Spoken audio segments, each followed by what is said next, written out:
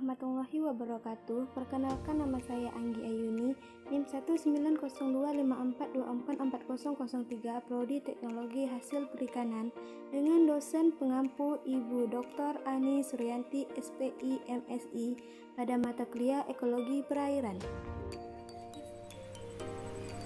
Baiklah, di video kali ini saya akan menjelaskan tentang ekosistem pada lamun.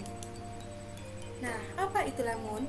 Lamun adalah tumbuhan berbunga yang beradaptasi untuk hidup terendam dalam air laut, namun senantiasa membentuk hamparan permadani di laut yang dapat terdiri dari satu spesies atau monospesifik yang banyak terdapat di daerah temperate, atau lebih dari satu spesies yang banyak terdapat di daerah tropis yang selanjutnya disebut padang lamun. Nah, habitat lamun, menurut Arber, pada tahun 1920, spesies-spesies lamun dapat berkembang baik di perairan laut dangkal, karena lamun mempunyai beberapa sifat yang memungkinkannya untuk hidup di lingkungan perairan laut dangkal tersebut. Ciri umum lamun. Lamun mempunyai ciri umum seperti mempunyai daun, batang, akar, dan serta bunga. Perkembangbiakannya melalui penyerbukan dalam air dan buahnya terbenam di dalam air. Batang tertanam di substrat atau akar rizoma. Lamun tumbuh di daerah bersalinitas.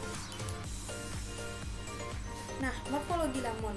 Adapun morfologi lamun terdiri dari akar, rizoma dan batang, dan daun. Akar merupakan tempat penyimpanan oksigen untuk proses fotosintesis yang dialirkan dari lapisan epidermal daun melalui difusi sepanjang sistem lakrunal atau udara yang berliku-liku. Rizoma dan batang memiliki struktur yang bervariasi yang sangat tinggi tergantung dari susunan saluran di dalam stele. Rizoma seringkali terbenam di dalam substrat yang dapat meluas secara ekstensif dan memiliki peran yang utama pada reproduksi secara vegetatif. Daun, seperti semua tumbuhan monokotil, daun lamun diproduksi dari meristem basal yang terletak pada potongan rizoma dan percabangannya. Nah, adapun fungsi lamun secara ekologis yaitu sebagai produsen primer, sebagai habitat biota, sebagai penangkap sedimen, dan sebagai pendaur ulang zat hara. Adapun fungsi yang lainnya, lamun dijadikan sebagai tempat mencari makan dan tempat makanan biota laut. Lamun sebagai tempat pemijahan dan pembesaran para biota laut, serta lamun juga sebagai peredam gelombang dan melindungi garis pantai. Tipe vegetasi. Lamun terdiri dari dua tipe vegetasi. Yang pertama, tipe vegetasi tunggal dan tipe vegetasi campuran, di mana tipe vegetasi tunggal atau monospesifik yang disusun oleh satu jenis lamun saja, sedangkan untuk vegetasi campuran atau multispesifik yang disusun mulai dari 2 sampai 8 jenis lamun. Nah, jenis lamun di Indonesia. Ada 13 jenis lamun dari 69 lamun yang ditemukan di perairan Indonesia.